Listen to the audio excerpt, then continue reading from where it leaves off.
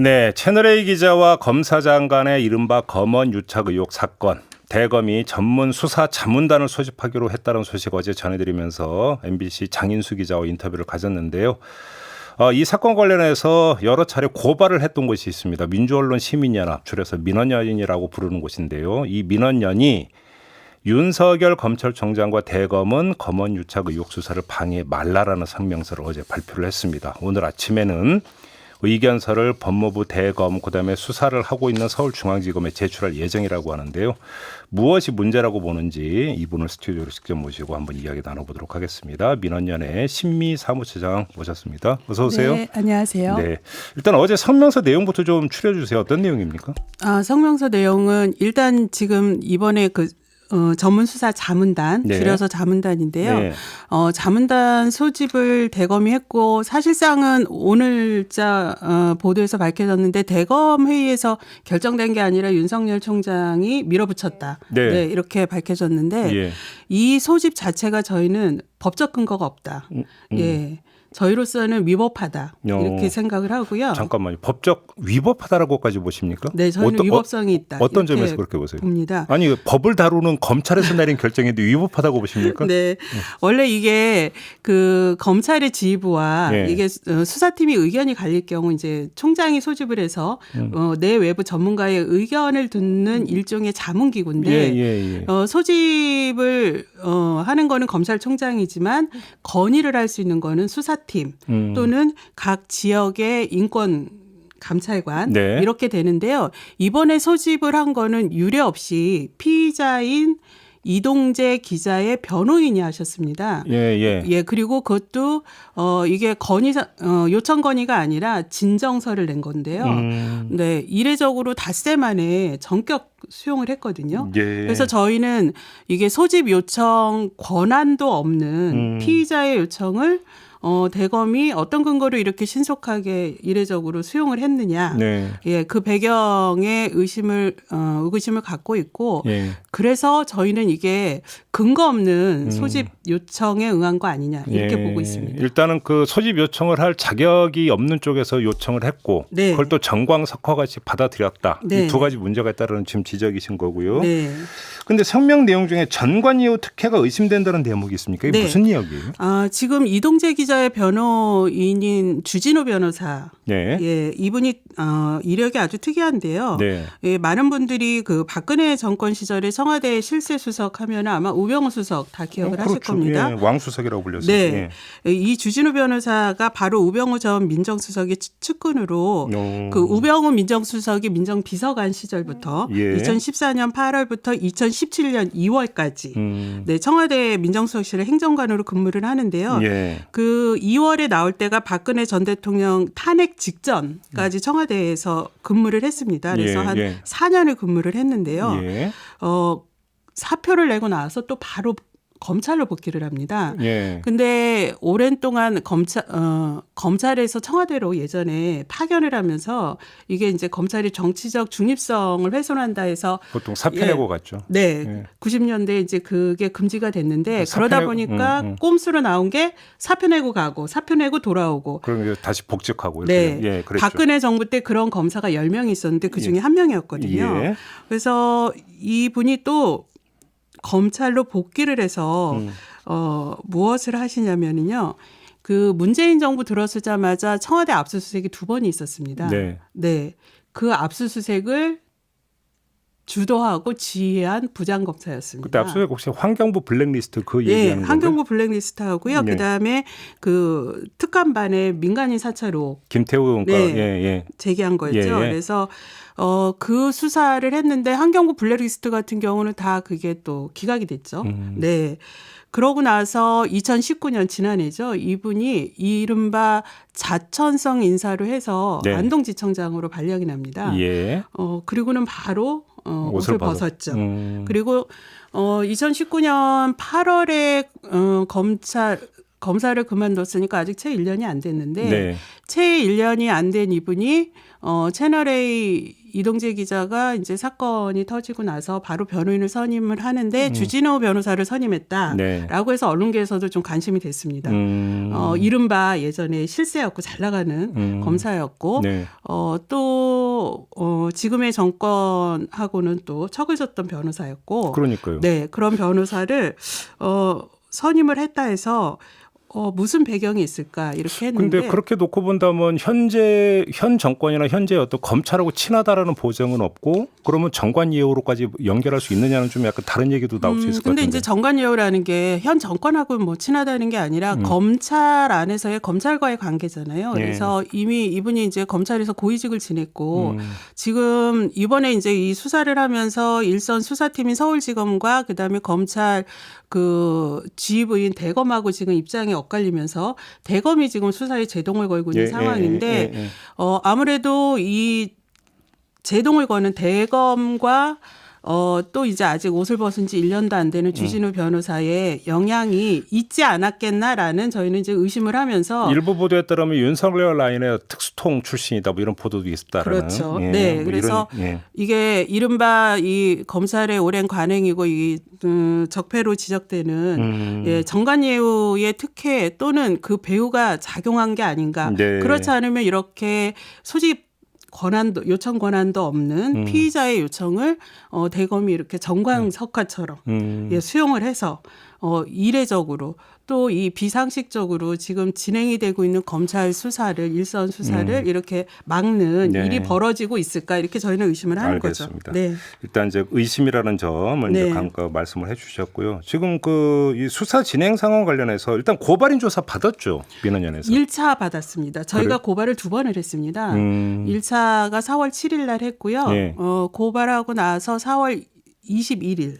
네, 그렇게 해서 1차 고발인 조사를 받았는데 사실 저희가 처음 고발하고 나서 사건 배당이 보통 고발 접수하면 뭐 빠르면 하루 이틀, 늦어도 2, 3일 나야 되는데 저희가 7일이 걸렸어요. 그래서 초기에 이 사건을 검찰이 소극적으로 받아들이는 거 아니냐. 그래서 저희가 정말 매일매일 하루에 한 진짜 여러 번씩 확인을 했습니다. 그런데 확인이라는 게 계속 전화하셨어요? 계속 전화했죠. 왜 배당을 안 하냐. 그래요. 네. 반응이 어떻던가요? 그만 좀 전화해라 이런 얘기. 아니요. 그렇지는 않고요. 절차대로 될 겁니다라는 답변을 계속 했는데요. 저희가 계속 전화를 하면서 배당이 안 되는 이유가 우리는 매우 궁금하다.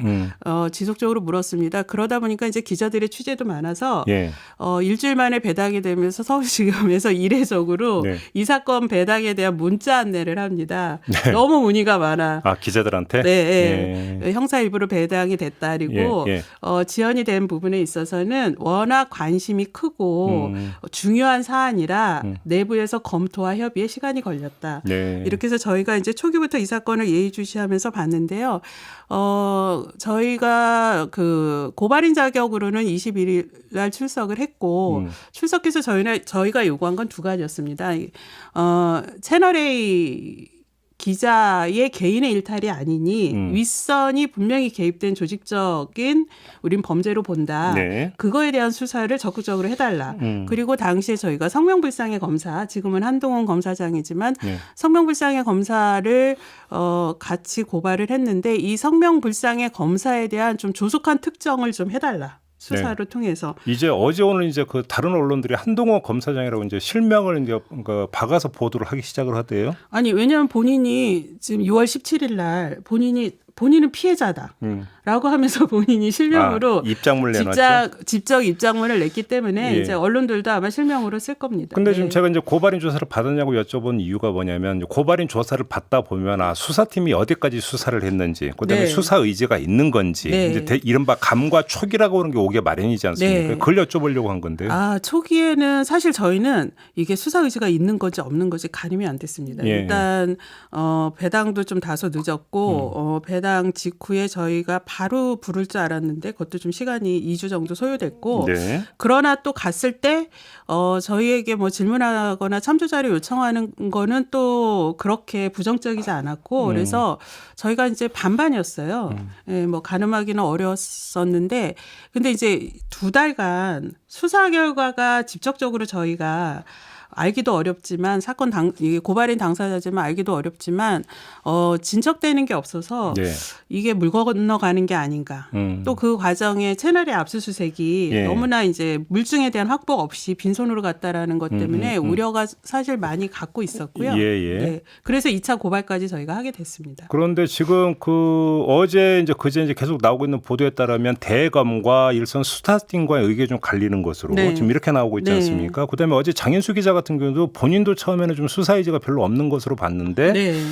최근 보니까 아닌 것 같다. 또 이런 네. 이야기를 하던데 민원연도 같은 판단인가요? 네.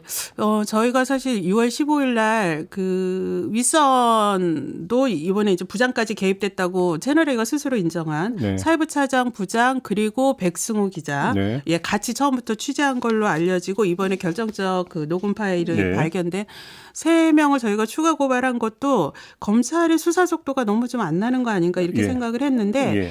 채널A 진상조사위원회 보고서가 발표된 이후에 네. 속도가 좀 많이 빨라져서 6월 초에 이런 결정적인 녹음 파일도 확보를 하고 그렇게 됐다고. 그러면 그럼에도 불구하고 지금 한동훈 검사장 소환 조사는 아직 이루어지지 않고 있고 네. 그다음에 그 보도에 따르면 이동재 기자에 대해서 구속영장 청구 방침을 세웠음에도 불구하고 청구는 안 되고 있다. 이렇게 네. 하는데 결국은 이렇게 된다면 대검 아니면 윤석열 총장이 네, 의지와 관련이 있다고 보고 있습니다. 그렇게 보고 있습니까? 네. 문제는 윤석열 총장이라고 보시는 겁니까? 저는 윤석열 총장이라고 보고 있습니다. 왜냐하면 이게 초기에도 윤석열 총장이 초기에도 몇 번에 걸쳐서 여러 가지 시그널을 주거든요. 네. 예를 들면 MBC하고 형평성을 맞춰라. 예. 예, 이런 네네네 그런 얘기 네, 네. 그래서 저희는 초반에 왜 이렇게 윤석열 총장이 이 부분에 대해서 사건의 본질과 관련 없는 것들을 자꾸 언급을 하나라고 네. 의구심을 가졌는데 네. 이번에 이 자문단 소집하는 과정을 보니 이 일련의 과정들이 다 이렇게 좀 윤석열 총장은 이 사건에 대해서 본인의 측근을 보호하기 위한 건지는 모르겠으나 이 서울지검에서 이 사건의 진상규명을 위해서 수사하는 것에 대해서 그렇게 긍정적이지 않았구나 이렇게 보고 있습니다. 네. 네. 근데 지금 만약에 자문단이 소집이 될 거 아닙니까 언젠가는? 네. 그래서 자문단 회의 결과 이거는 기소할 사안도 아닌 것 같다. 네. 라고 만약에 자문을 해주는 상황이 발생한다면 그러니까 그런 가능성이 있다고 보세요. 어떻게 보십니까?